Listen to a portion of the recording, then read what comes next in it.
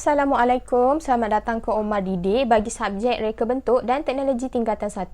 Untuk hari ini kita akan masuk subtopik yang kelima dan 6 dalam bab lakaran pictorial. Okey, objektif pembelajaran kita hari ini ada dua lah, iaitu first kita nak menilai maklumat yang ada pada lakaran yang kita dah pilih. Lepas tu untuk subtopik yang kedua kita akan cadangkan penambahbaikan kepada lakaran yang kita dah pilih. Awak boleh rujuk buku teks awak muka surat 96. Okey, penilaian maklumat ni perlu ke dekat dalam kita punya lakaran? Perlulah. Sebab apa? Sebab cita rasa pengguna ni dia sentiasa berubah-ubah. Contoh macam sebelum dalam satu topik sebelum ni kita ada agihkan borang penilaian pelanggan kan, untuk kita nak bagi pelanggan tu pilih dia nak produk A, B ataupun C kan. Okey, jadi dekat sini kita sebagai pereka, kita kena tahulah dengan perubahan cita rasa pelanggan kita. Perubahan seperti keperluan dan juga kehendak pengguna. Kita kena peka dengan benda-benda macam ni. Sebab apa? Sebab daripada sinilah kita akan pilih lakaran yang terbaik. Lakaran yang terbaik kepada kita dan juga mengikut kepada kehendak pengguna. Okey. So dekat sini contohlah masa kita dah agihkan borang penilaian pelanggan kepada pengguna kita, ada yang memilih, mestilah ada yang pilih A, ada yang pilih B, ada yang pilih C kan. Disebabkan cita rasa setiap pengguna tu dia berbeza-beza. Okey, lepas tu katakanlah kita dah agihkan borang ni, kemudian ramai pelanggan kita ataupun pengguna kita dia memilih antara ketiga-tiga ni, ramai yang pilih produk A.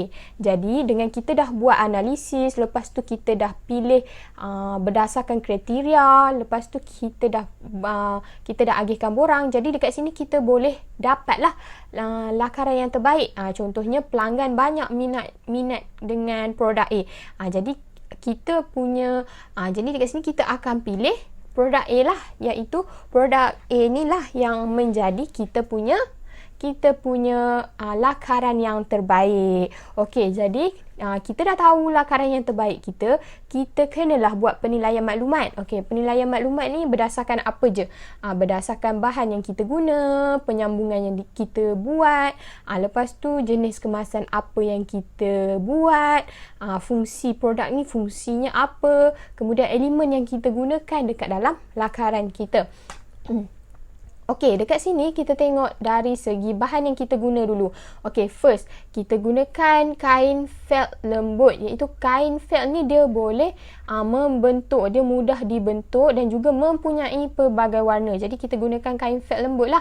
So senang nanti kita nak hasilkan kita punya produk. Okey, seterusnya penyambungan yang kita gunakan adalah kita gunakan jahitan mesin, iaitu kita gunakan mesin jahit lah. Kita nak jahit topi kita.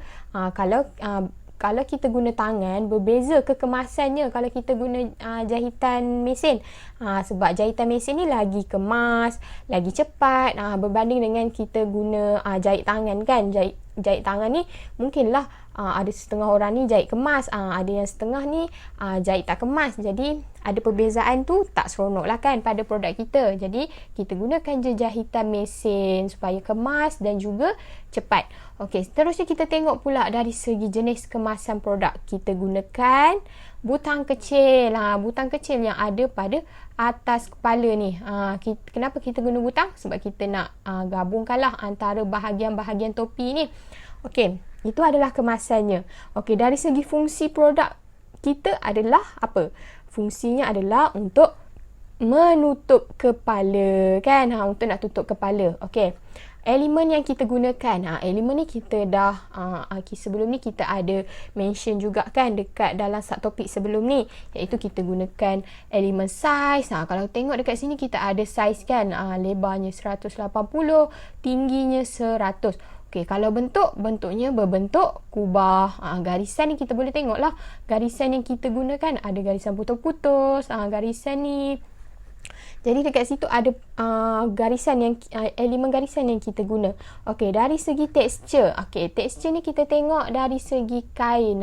Kain bahan yang kita guna iaitu tekstur lembut lah sebab kain felt kita lembut kan. Okey, seterusnya adalah ruang.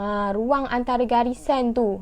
Kemudian warna. Warna kita gunakan warna merah, warna yang seimbang lah, sesuai dengan kesemua golongan pengguna. Mana orang tua boleh, orang muda boleh, kanak-kanak pun bersesuaian dengan warna merah ni. Okey, seterusnya lepas kita dah buat penilaian, barulah kita boleh buat penambahbaikan kepada lakaran kita. Di mana ketiga-tiga produk ni kan, kita dah pilih produk A adalah produk yang paling terbaik. Lakaran yang paling terbaik antara ketiga-tiga produk tadi. Okey, kenapa kita kena buat penambahbaikan pada lakaran kita? Okey, ada beberapa tujuan lah. Yang pertama adalah nak memenuhi cita rasa pengguna terkini, nak ikut trend semasa, lepas tu kita nak bersaing dengan produk-produk yang ada kat pasaran, dan yang keempat kita nak ikut kehendak pasaran semasa. Okey, kita tengok yang pertama ni dahulu. Okey, iaitu nak memenuhi cita rasa pengguna terkini. Sebab apa? Sebab berubah dari semasa ke semasa, sama ada dari segi rupa ataupun fungsi. Kalau tengok gambar dekat sini, topi. Kalau daripada dulu sampailah sekarang, ada yang berbeza-beza bentuknya tu kan. Jadi kita sebagai pengguna ni, kita sebagai mereka ni, kenalah memenuhi cita rasa pengguna mengikut peredaran trend. Macam gitu. Okey, seterusnya adalah kita pergi kepada tujuan yang kedua, mengikut trend semasa. Okey, so kita sebagai mereka ni takkanlah nak guna design yang sama je macam ni kan. Jadi pengguna kita akan berasa bosan. Kan? Akan berasa bosan dan disebabkan kita gunakan ni terlalu lama. Jadi itu contohnya, maksudnya dekat sini satu reka bentuk tu takkan bertahan lama. Disebabkan pengguna kita bosan sebab guna benda yang sama. Macam gitu. Di mana perubahan ni kita kenalah ikut pada keadaan dan situasi yang sesuai lah.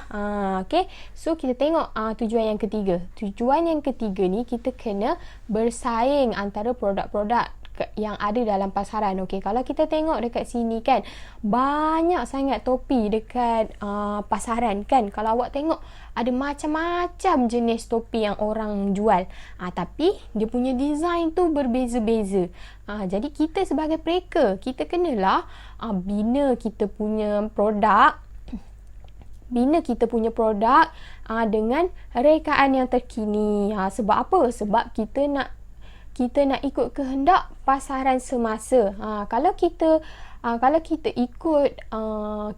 bina kita punya produk berdasarkan rekaan terkini, so kita punya rekaan tu akan dapat permintaan yang tinggi dalam pasaran. Sebab apa? Sebab kita ikut trend.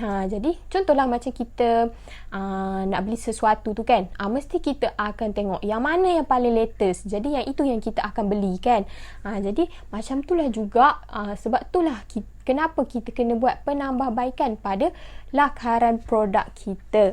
Okey, dekat sini kita ada contohnya lah. Ni contohnya ni di mana yang ni kita punya lakaran yang pertama kan. Kita macam gini lakaran yang pertama kita. Okey, setelah kita tambah baik kan, iaitu kita akan tambahkan logo supaya kita punya topi ni lagi nampak menarik.